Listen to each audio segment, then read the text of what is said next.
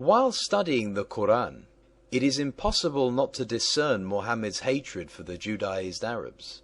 This is reflected by his followers' attitude throughout the centuries and into the 21st. What were his reasons? It is important that we first explain the expression itself. Anti-Semitism is the prejudice against or hostility toward Jews as a group. The prejudice or hostility is usually characterized by a combination of religious, racial, cultural, and ethnic biases. While the term's etymology might suggest that anti-Semitism is directed against all Semitic peoples, this is totally incorrect. The word was coined in Europe specifically against the Jews, who were the only non-European group. Hence Muhammad, who hated the Judaized Arabs, was anti-Semitic, and so are most of the Muhammadans, whether Arab or not. As we explained in our chapter 6a and b about Muhammad's two periods of concocting his Quran, while in Mecca, his verses reflected great respect and admiration for the Jews, whom he invariably called the people of the book. The book being the Hebrew Bible, since the Gospel spoke of the sonship and or divinity of Jesus, hence representing kufr. I must point out as many times as necessary that all the records that are available to humanity regarding Muhammad, his Quran and the Hadiths are totally one-sided, coming only from his followers. We have not got a single independent record to substantiate or support these reports. Muhammad and his followers show us, based upon their own testimony, that they forced into conversion, subjugated, enslaved and or slaughtered most of the Judaized Arabs as well as the Christian and pagan Arabs, their records and their books. We have absolutely nothing but Muhammad's and his followers' words that are as real and reliable as the mirage of the Arabian desert. After 13 years of exhortation in Mecca, Muhammad failed miserably to make any impact upon his own people, the tribe of Quraysh.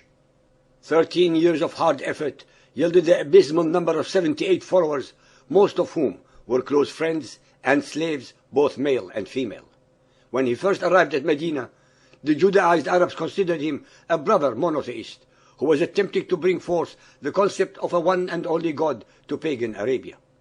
Please always remember that the Judaized Arabs as well as the Christian Arabs were natives of the peninsula centuries before Muhammad and his Quran. They were ethnic Semitic Arabs, not outsiders to the land. They had converted without coercion to the faith of the Jews or to Christianity. Moreover, the pagan Arabs settled their differences mostly by single combat and not by attacking in hordes and or armies. The Judaized and Christian Arabs had allies among the pagan Arabs. Both the Judaized and Christian Arabs supported their own allies among the pagans and fought accordingly. According to what we can glean from the Muhammadan records, both the Jews and Christians were mostly in agriculture, trade, and manufacturing, and allied themselves with the pagans because of intermarriage as well as for political and security necessities. More relevant of all, there was no hatred for either the Judaized or the Christian Arabs. Both were totally Arabized people who were indistinguishable from any others except for their beliefs and some traditions. The vile hatred and discrimination came as a result of Muhammad and his Quran. For the first 16 to 18 months, while among the Judaized Arabs of the Medina, Muhammad did his best to ingratiate himself with them, to the extent that he observed and instructed his followers to do the same, the Yom Kippur day of fasting, as well as praying with the Qibla towards the Sham or the direction of Jerusalem. The relationship would have continued to be amicable had Muhammad not started on the path of war and aggression. Ladies and gentlemen, only by studying, and I repeat studying, the historical records of Muhammad and Islam can anyone read between the lines and pick up the truthful nuggets of gold or of gems hidden within.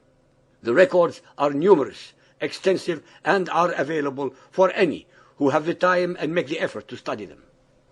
Never take the self-serving words of the so-called scholars of Islam for granted, since it is not to their advantage to reveal the facts. We listen to and read what they say, but do our research and come up with our own conclusions. You should do the same.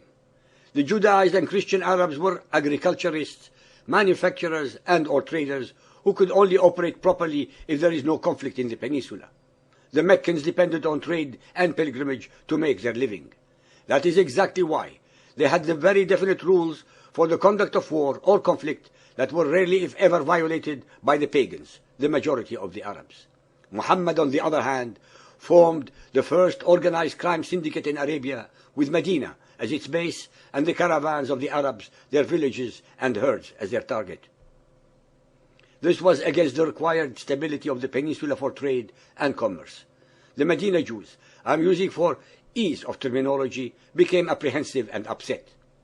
Muhammad and his followers became the consummate pirates of the desert, ambushing, pillaging, slaughtering and enslaving any and all those pagans they could, even breaking the forbidden months' prohibitions. To add insult to injury, Muhammad wanted the Jews to believe in him as the last prophet of Allah and to follow his belief system. This was the last straw, since he and his Quran were not offering anything new or relevant to add to their extensive religious beliefs. In fact, they chided Muhammad for misrepresenting and misunderstanding many of their concepts, precepts, and historical leaders.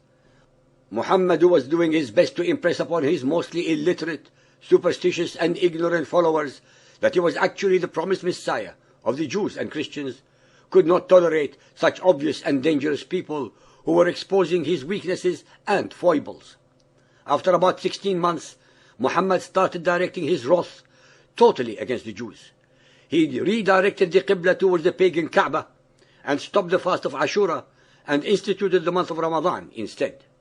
His Quranic verses became more and more hateful, strident, and uncompromising. Furthermore, he started the first case of ethnic cleansing in the Arabian Peninsula. Every time he wanted to victimize a tribe, he declared that he received the usual convenient revelation from Allah, allowing him to do whatever he was intending to do. He was actually sanctifying all his nefarious deeds. The Muhammadan records exalt him for having destroyed first the 3 major Jewish tribes of Medina. This was followed by Khaybar and others. At the same time, he and his followers were slaughtering, enslaving, plundering and raping pagan Arabs as well as Christian ones. By the year 636, almost all the Judaized and Christian Arabs were either converted, enslaved, or forced out of most of the Arabian Peninsula, their native land, even unto today, 1400 years later. The Quran and Hadith are full of verses that show virulent hatred for the Jews. That is why, even though 1,400 million followers of Muhammad may have never seen or known a Jew, hate the Jews because of the Quran and Muhammad's Sunnah. Listen to our chapter 16. Ladies and gentlemen, so-called believers and unbelievers, please be aware that Muhammad in his Quran shows a relentless and eternal hatred not only for the Jews, but also for all other human beings who do not believe as he does. All Christians, Buddhists, Hindus, animists, etc. Listen to our chapters 14, 19, 22, 137 and get enlightened.